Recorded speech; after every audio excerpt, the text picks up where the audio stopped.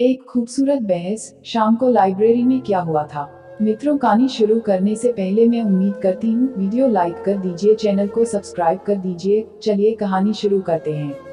आज क्रिसमस है। रंग बिरंगी मोमबत्तियां जल रही हैं। उनकी टिमटिमाहट में उस लड़की की याद फिर ताज़ा हो गई। क्रिसमस से एक दिन पहले की वह बहस भी याद आ गई जो कि उस लड़की से हुई थी। इसे सिर्फ बहस कह देना ठीक नहीं, मैं इसे एक खूबसूरत बहस कहूँगा। इस खूबसूरत बहस ने मुंह को एक खूबसूरत मोड़ पर लाकर खड़ा कर दिया। शहर के मध्य स्थित वह लाइब्रेरी। उसी लाइब्रेरी में तो रोज शाम को वह आती थी। अक्सर मैं भी शाम को ही लाइब्रेरी जाता था। वह प्रतियोगी परीक्षाओं की तैयारी किया करती थी और मैं साहित्यिक पत्र पत्रिकाएं पढ़ता था। हमारी मेजें अलग अलग थी। हम दोनों ही अपने अपने कार्यों में व्यस्त रहते। हमारे बीच कभी कोई संवाद नहीं हुआ। क्रिसमस से एक रोज पहले मैं अपने दोस्तों के साथ लाइब्रेरी की बालकनी में बातें कर रहा था और जब कभी भी दोस्त मिलते हैं, बातें करते हैं तो सहज ही उनकी आवाजें तेज हो जाती हैं। यही हुआ भी। हमारी आवाज के शोर से वह लड़की परेशान हो गई थी। उसने सीधे हमारे पास आकर गुस्से में कहा, बातें ही करनी है तो किसी बगीचे में चले जाओ। लाइब्रेरी में बातें करके तुम यहाँ का नियम तोड़ रहे हो। लेकिन हम तो बाहर आकर बातें कर रहे हैं, मेरे एक मित्र ने जवाब दिया। तुम्हारी आवाज लाइब्रेरी के भीतर तक पहुंच रही है और मैं कुछ भी पढ़ नहीं पा रही हूँ, उस लड़की ने कहा। अच्छा, तो आप हमारी बातें सुन रही थी। बताओ तो हम क्या बातें कर रहे थे। एक मित्र ने उसे चिढ़ाया। लाइब्रेरी का नियम है मौन रहना और पढ़ना।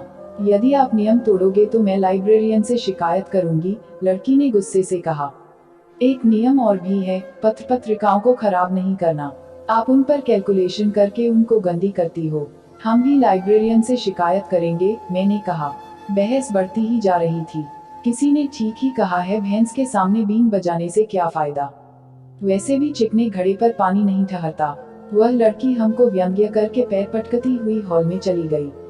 मैं उसे जाते हुए देख रहा था। बहस के अंत में उसकी आंखों में आंसू आ गए थे। उसका गला भर आया था। मैंने उसके लहराते हुए केश देखे थे। मैंने पहली बार उस लड़की को इतने करीब से देखा था। उसके पतले होंठ गुलाबी रंग लिए थे। आंखें बड़ी बड़ी और काली थीं। लंबी सुराहीदार गर्दन में कोई आभूषण नहीं था और सच कहूं तो उसे किसी आभूषण की आवश्यकता भी नहीं थी। नुकीली सुंदर नाक उसके चेहरे को और भी अधिक आकर्षक बना रही थी। उसके केश घने और कुछ सुनहरा रंग लिए थे। सामान्य कद की और छरहरी थी। वह बहुत आकर्षक थी। मैंने जलपरी तो कभी नहीं देखी, लेकिन जलपरी से भी अधिक सुंदर लड़की को इतने करीब से देखा था। साधारण वेशभूषा वाली वह लड़की मुंह सम्मोहित कर गई थी। बहस में उसने मुंह पर बहुत से कटाक्ष किए थे, लेकिन मुंह उस पर गुस्सा नहीं आ रहा था। मैं मुस्कुरा रहा था। मेरा व्यवहार देखकर मेरे मित्र भी चकित थे। उसे लग रहा था कि वह बहस में हार गई है, लेकिन वास्तविकता यह थी कि मैं अपना हृदय हार चुका था। बहस और लड़ाई का अंत सदैव दुखद होता है, किंतु इस बहस का अंत सुखद रहा। ऐसा पहली बार हुआ है कि किसी से पहले बहस हो और फिर प्यार। मेरी इच्छा थी कि अभी उस लड़की से सॉरी कह दूं, लेकिन उस समय वह बहुत गुस्से में थी। थोड़ी ही देर बाद वह अपने घर चली गई। वह अपनी पुरानी जंग लगी साइकिल से लाइब्रेरी आती थी। साइकिल में चेन कवर नहीं था। फ्रेम में एक दो जगह तो भीगी हुई थी। घंटी थी, लेकिन बजती नहीं थी। साइकिल को देखकर उसकी आर्थिक स्थिति का अंदाजा लगाया जा सकता था। आर्थिक रूप से भले ही वह गरीब थी, लेकिन प्रकृति ने उसे सौंदर्य की अकूत संपत्ति दी हुई थी।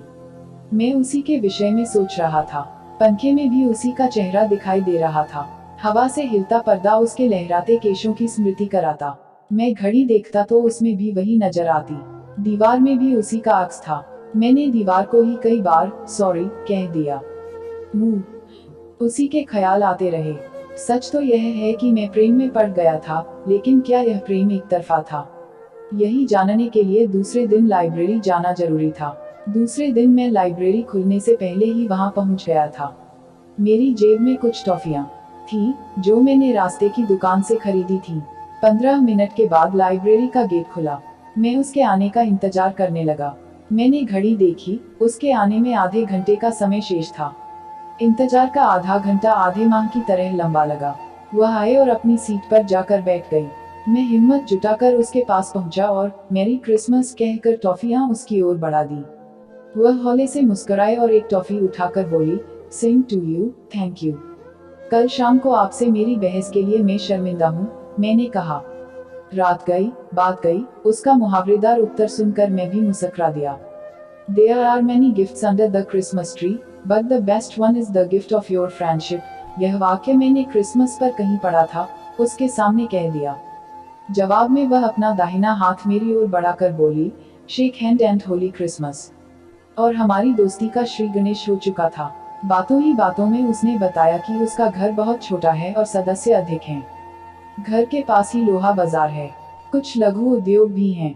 सारा दिन कोलाहल रहता है, इसलिए वह घर पर ठीक से पढ़ाई नहीं कर पाती।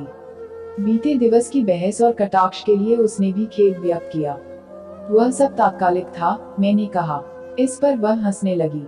जिसे मैंने बहुत तुनक मिजाज था, वह लड़की बहुत फ्रेंडली और खुश मिजाज थी। मैं सोचता रहा कि किसी भी व्यक्ति के विषय में हमें कोई भी राय इतनी जल्दी नहीं बना लेनी चाहिए। वह पुस्तक पढ़ने में व्यस्त हो गई। अब हम रोज ही मिलने लगे थे। पढ़ाई के साथ बहुत सी बातें भी करते। अब फोन पर भी बातें होती तकरीबन रोज ही। वह बहुत अच्छी हिंदी बोलती। उसका शब्दकोश बहुत अच्छा था। वाक्यों में मुहावरे और लोकोक्तियां होती। बहुत से शब्दों के पर्यायवाची उसे याद थे। उसे हिंदी साहित्य पढ़ना अच्छा लगता। महादेवी वर्मा और मुंशी प्रेमचंद को उसने खूब पढ़ा था। स्कूल के दिनों में छुट्टी वाले दिन और वार्षिक परीक्षाओं के बाद हिंदी साहित्य पढ़ा करती, ऐसा उसने बताया था। मैंने देखा कि उस लड़की में बनावट बिल्कुल नहीं। वह अपनी सादगी और मौलिकता में भी खूबसूरत थी। सिर्फ बाहर से ही नहीं, भीतर से भी खूबसूरत। सूरत और सीरत दोनों आकर्षक। एक शाम किसी कारण से लाइब्रेरी जाने में देर हो गई। वह बेसब्री से मेरा इंतजार कर रही थी। मेरे पहुंचते ही उसने कहा, मैं कब से इंतजार कर रही हूँ। क्या तुम्हें ऐसा नहीं लगता कि हम एक दूसरे के पूरक हैं? ऐसा कहते वक्त उसकी आंखें लमिलाने लगी थी। मुंह लगा कि मैं आकाश में उड़ने लगा हूँ। ठंडे बादल मेरे आसपास से होकर गुजर रहे हैं। मैं अपने शरीर में बादलों की छुअन से उत्पन्न एक शीतल लहर को महसूस कर रहा था। सबसे खूबसूरत और खूबसूरत लड़की अपना पूरक मानती है। जब मैं विद्यार्थी था तब अनुत्तीर्ण और पूरक शब्दों से डर लगता था, किंतु आज पूरक शब्द अच्छा लगा। पूरक तो पूरब की तरह लगने लगा था सुहाना। पूरक में भी पूरब के जैसी ही सुनहरी किरणें दिखाई दे रही थी, प्रेम की किरणें, रोमांच की किरणें। 2 दिनों बाद वैलेंटाइन डे था। उसके लिए मैंने गिफ्ट खरीदा और वैलेंटाइन डे के दिन अपने प्रेम का इजहार कर दिया। मित्रों, हमारी कहानी अच्छी लगी तो वीडियो को लाइक कर दीजिए और चैनल को सब्सक्राइब कर दीजिए। मिलते हैं नेक्स्ट कहानी में, तब तक बाय बाय। जय हिंद, जय भारत।